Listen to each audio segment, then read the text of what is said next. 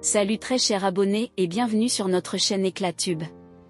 Si vous n'êtes pas encore abonné, n'hésitez pas à le faire en activant la cloche de notification.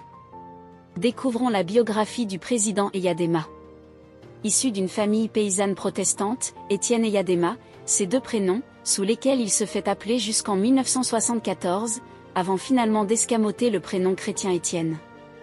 Il est né le 26 décembre 1935 à Pia, dans le nord du Togo, fils de Monsieur Gnassingbé et de Madame Danida, connu plus tard sous le nom de Maman Danida, né en 1878. Il perd son père très tôt, qui serait décédé après avoir été passé à tabac à la suite d'une altercation avec des soldats de l'armée coloniale. Après la mort de son père, Étienne Eyadema Gnassingbé s'inscrit à l'école primaire évangélique de Pia, où il ne dépassera pas le cours élémentaire. Carrière militaire.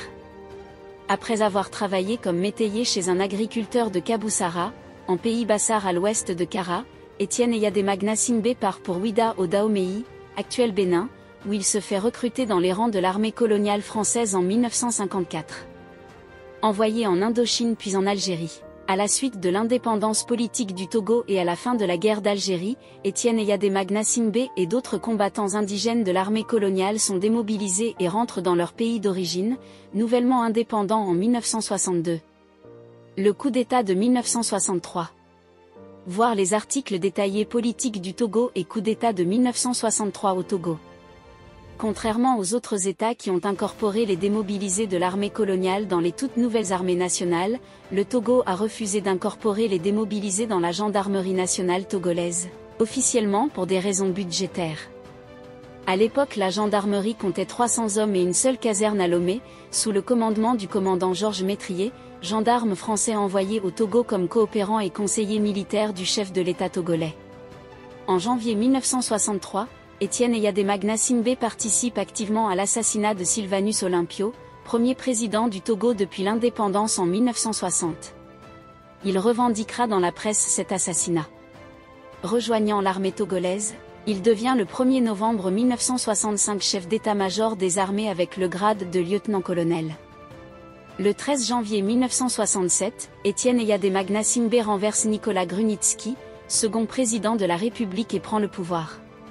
Chef de l'État. Le 15 avril, il devient officiellement président de la République, chef du gouvernement et ministre de la Défense. Le 13 mai 1967, il dissout tous les partis politiques.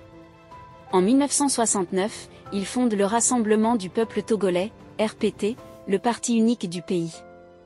Le 9 janvier 1972, Étienne Eyadema Gnassingbé est confirmé à la tête de l'État par un plébiscite. Réprimant durement toute forme d'opposition politique, il sera réélu à 5 reprises en 1979, 1986, 1993, 1998 et 2003.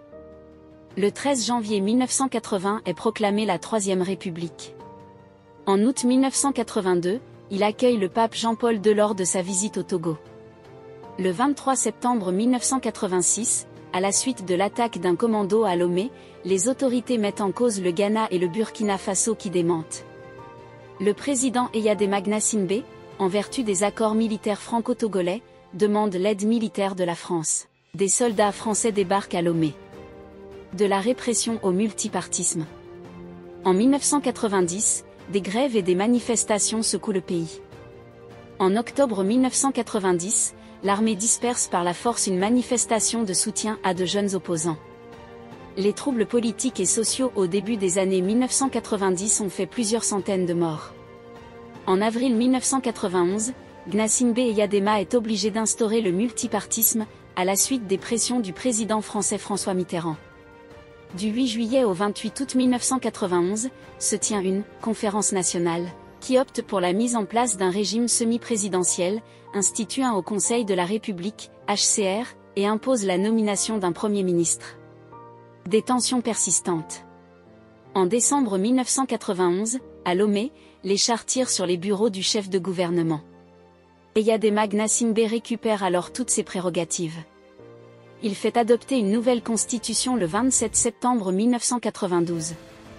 Le 16 novembre, commence une grève générale de plusieurs mois pour obtenir la neutralité politique de l'armée.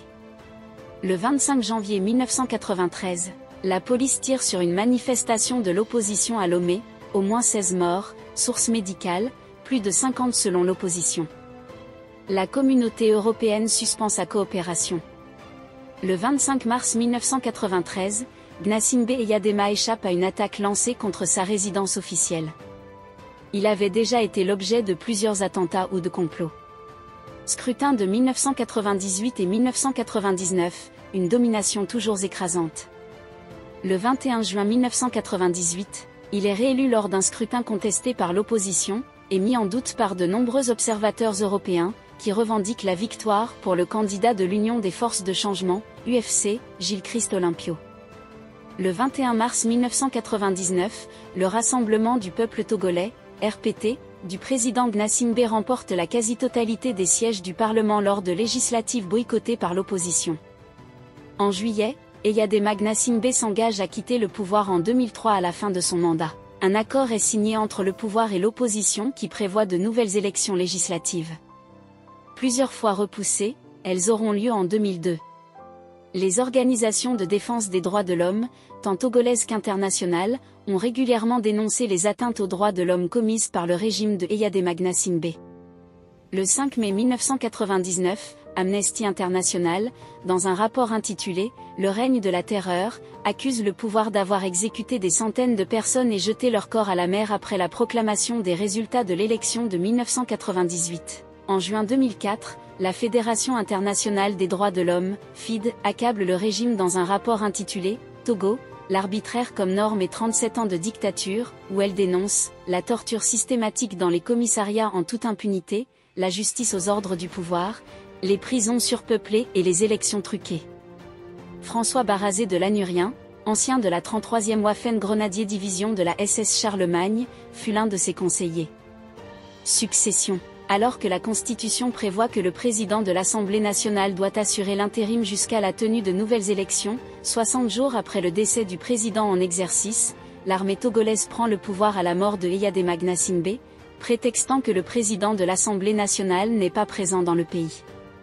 En toute hâte, le Parlement élit un de ses fils, Faure Gnassingbé, président de l'Assemblée nationale, et modifie la Constitution afin de prolonger son mandat jusqu'à la fin normale de celui de son père. L'Union africaine dénonce un coup d'État militaire. Le secrétaire général de l'ONU, Kofi Annan, demande que la Constitution soit respectée. La Fédération internationale des droits de l'homme et la Ligue togolaise des droits de l'homme dénoncent la « dictature héréditaire » dans un communiqué. Le 25 février, à la suite très certainement des pressions internationales, Faure Gnassingbé annonce qu'il renonce à la présidence, que des élections seront organisées dans les prochaines semaines et qu'il se portera candidat à la présidence. Il est élu le 4 mai 2005, puis réélu en 2010, 2015 et 2020.